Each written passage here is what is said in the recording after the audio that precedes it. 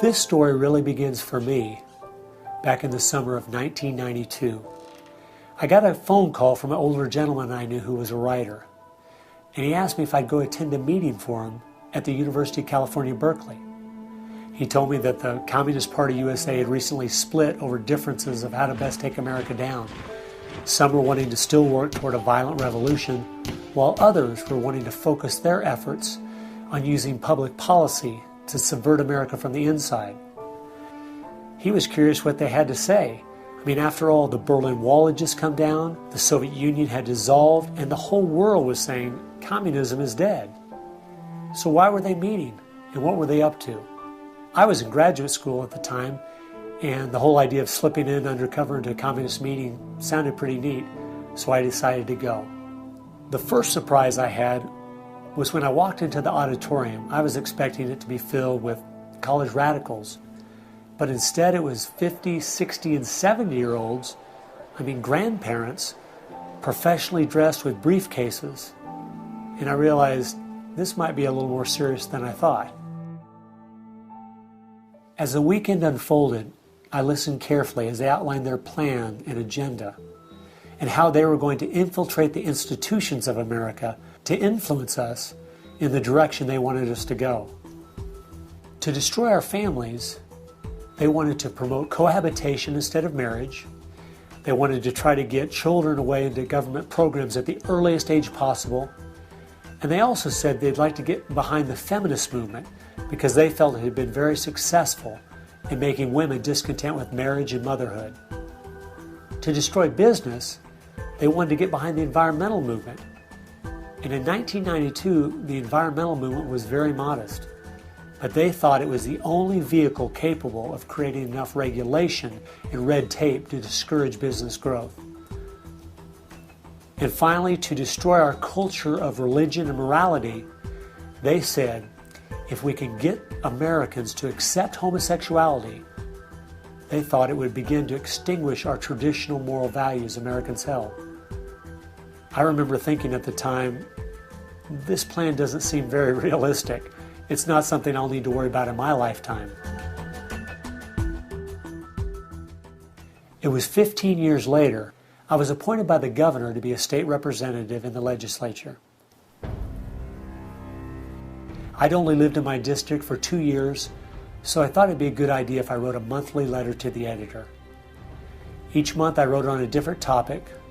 In January 2008, as I was contemplating what to write my letter on, I thought back to the meeting in 1992, and I thought of the goals they'd outlined and where America was today, and I couldn't believe how successful they had been.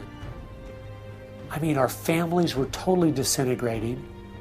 The environmental movement had become the most powerful force for destroying our free markets, and hate crimes legislation was being considered in Washington, D.C. that made it a crime to even say anything against the homosexual movement. I realized people needed to know what was going on. After I wrote this letter, within days, people were protesting at the Capitol.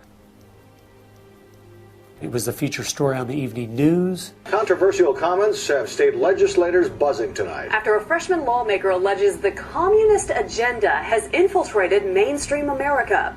It's the big story, live at 6. And over 40 letters to the editor had been printed in response to what I'd said.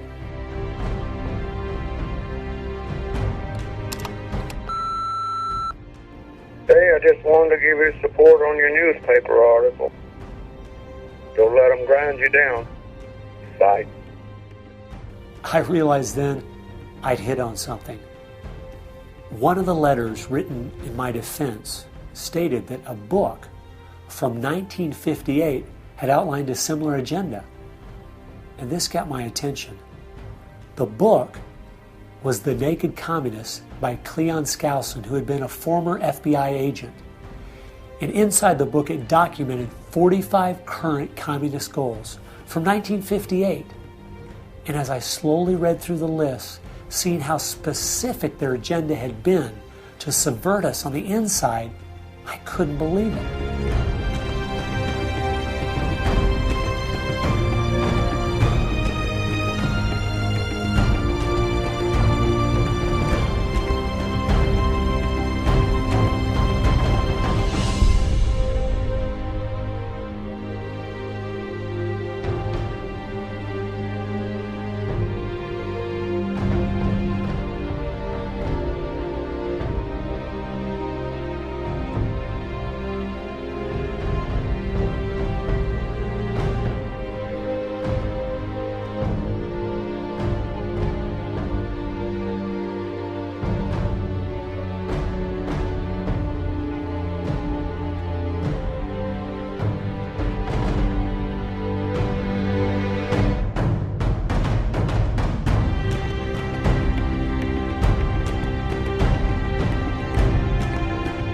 They'd accomplished almost every single one of them, and nobody seemed to be noticing.